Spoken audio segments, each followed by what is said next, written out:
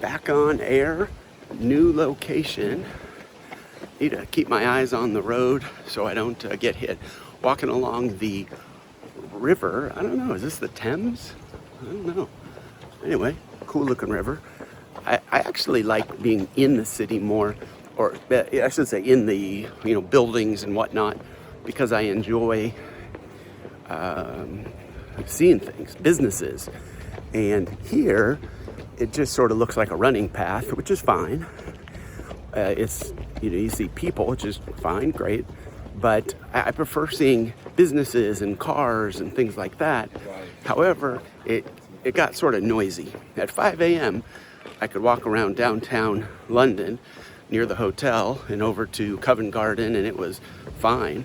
But as the morning has progressed, it was a little loud. So out here on the river, it's nice and quiet. So welcome to the channel, Cabana John 702. Or I think this week, since I'm doing some traveling videos, it might be better named Rambling John, because I'm just out walking and rambling. And for some reason, I can walk and ramble a lot. So here we go. Would love to see who makes it to the end. Please comment if you do, and I will come up with some prize. But you'll have to then answer some question, like a trick question, like, there'll be maybe a hidden Easter egg if you make it most of the way. So we'll see. What else? Looking for comments. Always want to know what you think of well, maybe don't tell me what you think of the video, particularly if you don't like it.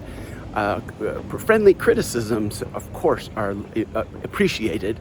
But if you think I just, I suck at this and should stick to my day job, which I don't really have. But anyway, we're rambling, we're talking, walking, and I just love, it jazzes me up walking through a city. I've been here many times, and like I mentioned in the first video, I did a semester abroad here in 1989. So I spent, 4 or 5 months here and felt like a local, really. We did local stuff, went to the local supermarket and ate our food there and all that. But it still feels like a new city because, well, frankly, that was almost 40 years ago. 40! That's sort of hard to believe. Some of you are not even 40, so cannot relate. 40 years ago? Is that, well, almost, okay. I did graduate high school 40 years ago. Like, that's sort of scary. Whew. And how sad is it we didn't have a reunion? Or at least I didn't get invited.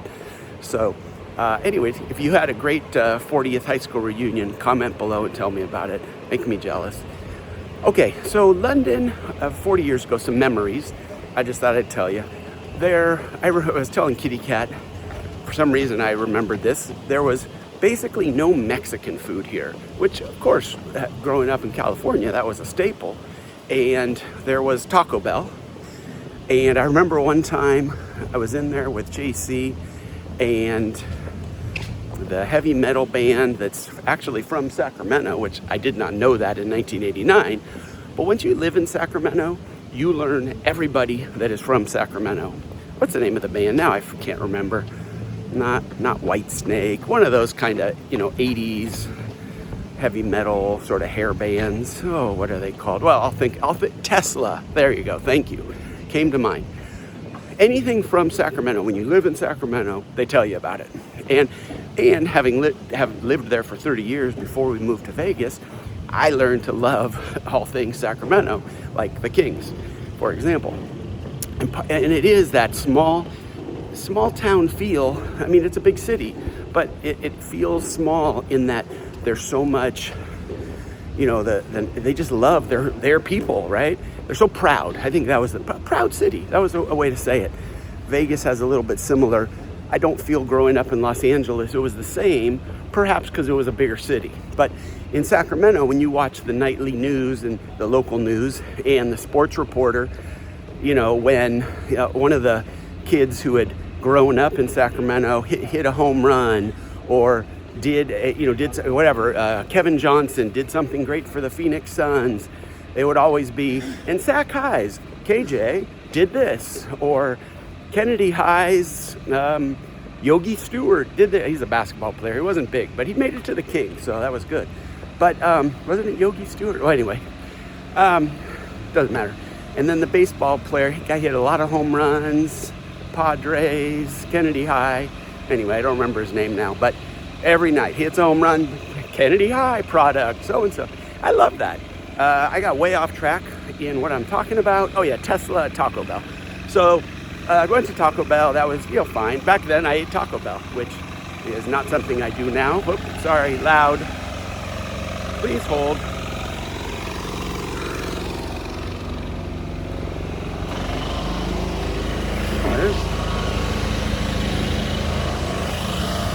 Okay, hopefully I am past that. But besides Taco Bell, there was one nice Mexican restaurant, and it was called, I think it was called Cafe Pacifico, if I remember. And it was right near, it was basically in or near Covent Garden. We only went there once or twice because it was expensive. And for some reason, I remember it. We went for like a cake, like someone's birthday, I think we went. And my recollection is a pitcher of margaritas cost 27 pounds. So that was whatever, $35 or whatever. But that was in 1989. I mean, that's like, I don't know, $100 today. So, in today's dollars. So that's like a lot of money. But that was, since it was such a rare thing, it was sort of, it was expensive. So like I said, we went there once or twice the whole semester. Maybe we went there once. And once we saw the prices, we never went back. But so we lived there in Covent Garden. I guess I had my walking bug then, because I usually took the tube to school in the morning. But sometimes I would walk home, even though it would take like an hour. I can't remember if it was, hold on. Train.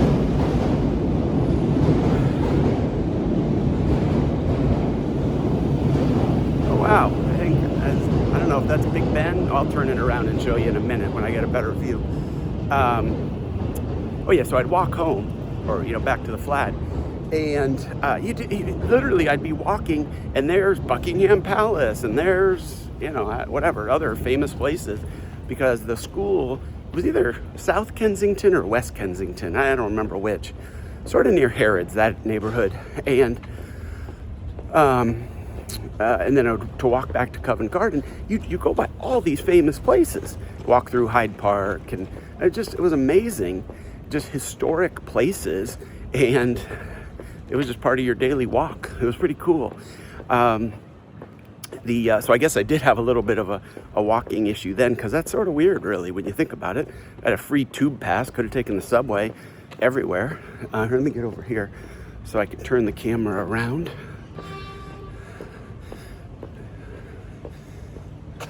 All right. Anyway, it's sort of cool, right? Oh, that's my bald head. Here's the, what do they call the thing like we have in Vegas? The big, huge Ferris wheel. What do they call this one? Well, anyway, here it is. Well, that's where I've walked to this morning. I remember going on that. Whoopsie, almost tripped. I remember going on that 10 years ago with the family. Actually, 9. Okay, be specific. I know Emily will probably correct me if I'm imprecise. Anyway, so I just love walking the city. I do. I love walking pretty much any city that's safe. I love walking, even halfway safe. I love it, particularly mornings. I don't know, for some reason, even in places that are considered not safe, they seem perfectly safe at 6 a.m. because I don't know, everyone's asleep, right? All the bad guys. I don't know. That's my theory. I'm sticking with it. Why not? So, because again, it just jazzes me up. I just love it. I remember walking around Paris one time, 25 years ago. In fact, actually, it was the trip. Kitty Cat was pregnant with Michael, so, because I remember she couldn't drink. And what was that, 2002. So anyway, 4 years ago. So I was walking around Paris one morning, early morning, 6 a.m., and, going by like nightclubs and whatnot, and people were still out because it's sort of like Vegas, it's a Saturday night or whatever it was. People are still out, and I'm up and about. So now I get up even earlier. I got a real problem with that sleep thing. Anyway, there's that. Sort of cool.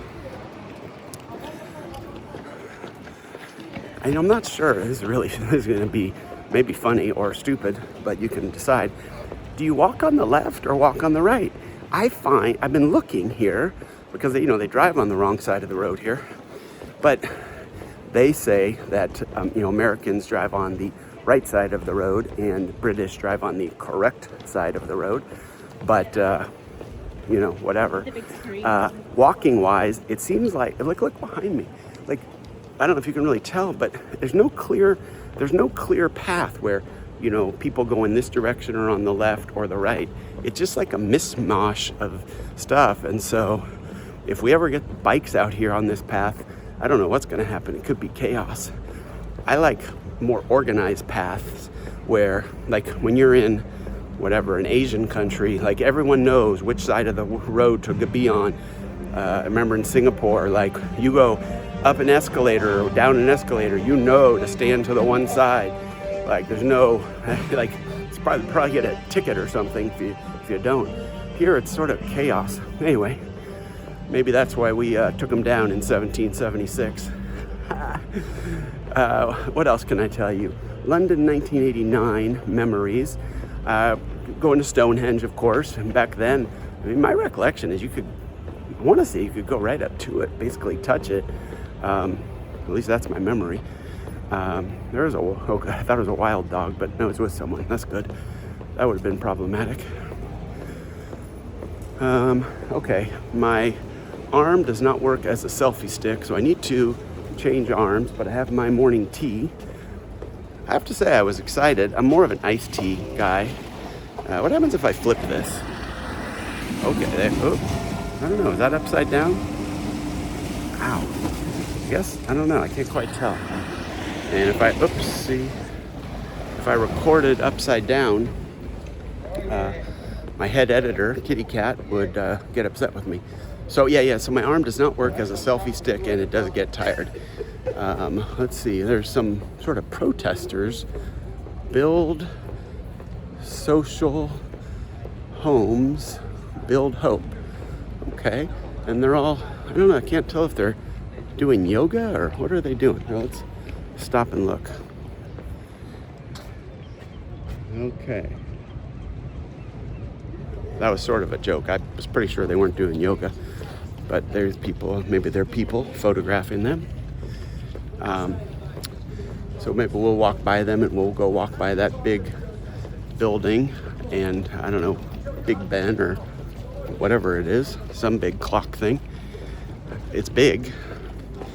And then some big building next to it, but it's not Buckingham Palace. What is it? I don't know. I can't remember. Used to know all that stuff. I remember Thanksgiving 1989. That was really fun. It was a special day. We got all our friends from our school. We had a pretty big friends group. It was like 20 of us. Oh yeah, I was going to tell you why the school was sort of bogus. I'll tell you about that because it was sort of funny. It was, I think, really funny. But Thanksgiving, we all got together. So there was like, I don't know, 20 of us. I don't think it was at our place though. I mean, I think it was at these one of the other people's flats. And so we went to church. We all got dressed up, which is funny that I even had like dress up clothes, because now it's like, shorts and a t-shirt. But so we dressed up, went to church, and which is sort of weird. Like, I definitely didn't, vote for that, but went along with it. And then we, protesters or whatever they are, build hope, seems like a good message. Went to the church. Oh yeah, they all got together and had this huge Thanksgiving, potluck, and it was just great. It was really just a memorable day. I can't give you a specific memory other than it just was a special day. I don't know why. Just one of my more memorable Thanksgivings. Nice people, and but But let's talk about the bogusness of the school. So I remember JC, we were in the same fraternity in college at a Cal State, Sonoma State. Shout out Cossacks, what up? And he brought me the brochure, and it said study abroad. And on the cover was a picture of the London School of Economics. And I'm like, oh, I'm a business major. I do a semester at the London School of Economics. And clearly I didn't pay any attention to what I filled out. I just applied. And before you know it, we were like arriving in London, the next semester. And I remember the tuition was really cheap, which probably should have given me a clue. Like I just paid my regular Sonoma State tuition and some cheap price for accommodations, which turned out to be this incredible flat in Covent Garden, like I told you about. But here's the funny part. So again, the cover of the brochure said London School of Economics, and Cabana John clearly did not pay attention to details at that point in his life. How that guy became a lawyer, we'll never know. Passed the bar the first time, which it really in hindsight seems like a miracle. But oh yeah, it was a Cal State program. So all the other students in the program were from other Cal State colleges. Not even one guy was from Sonoma State, although I didn't know him. Older guy, nice guy. He was a retired police officer. He had gone back to school. Anyway, here, we'll walk down here. So then some, like I said, Big Ben, or I don't think that's really Big Ben. I think Big Ben looks different, but anyway, some big thing. So, so it was all Cal State students. So yeah, it's like, oh, you're from Fullerton, you're from Long Beach, you're from, wherever, at Cal State LA. Not crazy. And then, and the teachers were also from Cal State. And so they were doing a semester abroad, basically. So they weren't really that into teaching. I mean, sure, they did the bare bones but they were there, they were on vacation too. So the whole thing was pretty funny. But I did go by the London School of Economics and take a picture there. We did have one class at an actual, British college, but I think it was like a community college or something. And it was about the EU, the European Union, which at that point was, pardon me, the foundation was being laid. So the euro did not exist, and all the ability to travel in between all the European countries, that was not a thing at that point. So it was, anyway, it was, that far back in history. That's how old I am. All right, time to switch because that selfie arm is tired. All right, and we'll keep going. So, but it was interesting hearing about the EU, and this is funny. I always remembered this, and one of the things we learned in that class was the professors. I have to give them credit. They were ahead of themselves. I remember them saying, fitting Britain in to the European Union was going to be difficult because, for example, getting the UK to go off the pound because they, felt that they were the economic capital of the world at that point. I mean, I don't know if they really were, but in their own minds they were. And then fast forward 35 years, you got Brexit. So, interesting. That professor was ahead of his game talking about that back in 1989. He predicted Brexit back then, essentially, because, Britain didn't last in the EU. So which gets to another point, and if one of you knows, you can comment about it and tell me. Schengen countries versus non-Schengen countries. Like, this is not a travel channel, but that just confuses the heck out of me. So Schengen countries, for Americans, we can only come visit for 90 out of every 180 days.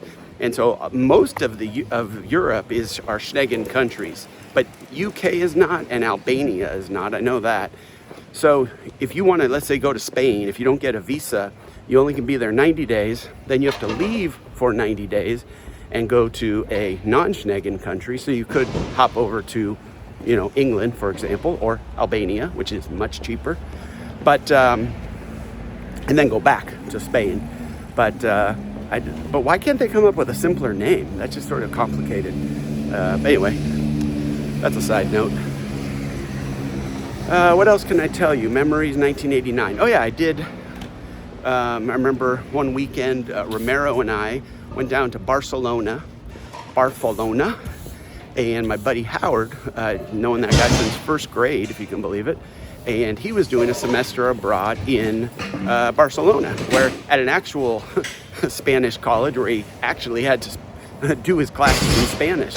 Like, that's a pretty good challenge. Not to say the English in England is that easy to understand, because it's certainly not. It can be darn right hard. Oh, hey, look at this phone booth. There's actually hey, there's even, it doesn't work, but hey, that's sort of cool. Kitty Cat wanted to see a picture of one. Let me back up. Let's see. Oops, I don't know if I got it. Hopefully it went. I did not get an acknowledgement from the screen, but what was I saying? Oh yeah, Barcelona. So we went there for the weekend, and it was super cheap on Iberia Airlines, and we stayed at this hostel, and it was like, equivalent to about $10 a night. And the first night, it was so bad that Romero and I moved to a different one the next night. I don't remember if Howard found the first one. I think he did. And we were like, no, that's too not good. That's not acceptable. Not that we had high standards at that point in life, but it was pretty low budget. I think we moved to one that was like $15 a night, and significantly better. But what was I going to tell you? Barcelona. So 1989, vivid memories of that, because they were building everything for the Olympics. So this would have been 3 years before the Dream Team. And I remember we went walking, went to all the places, the Familia, Sagrada, and all that stuff. Our hostels, both of them were like within a block of Los Rambles and the big street there. Anyway, we went walking in this big, huge park, and we ended up at this basketball court, and some kids were playing, and I had only shot baskets once the whole semester. I remember, it was funny, once or twice. We were going to start a basketball team, or I think started through that British college we were taking our one class at. So as the British college's team, I feel like it was a new team. And I went to a couple of practices. They were so bad. Not that I was great, but they were really bad. So I didn't do that long. But anyway, so I hadn't really shot baskets, and we started shooting around with these kids, and I hit like 10 or 15, 3-pointers in a row. I was like, seriously, these kids are, younger kids, and they were like, wow, like this American got skills. It was almost, not to say beginner's luck, but hadn't touched a ball in a long time luck. But just good memories. I love those memories in life. And, like I said earlier, I'd love to hear your memories, from travel, whether international or domestic. I just think it's so fun to reminisce. And I could probably ramble all day, but you might get tired of that. So I'll cut it off before I lose any more viewers. And if anyone is still sticking with me, the magic number is 24, which will, and remember the other magic number, then comment, and then I will thank you for actually sticking with it till the end. Live your next chapter.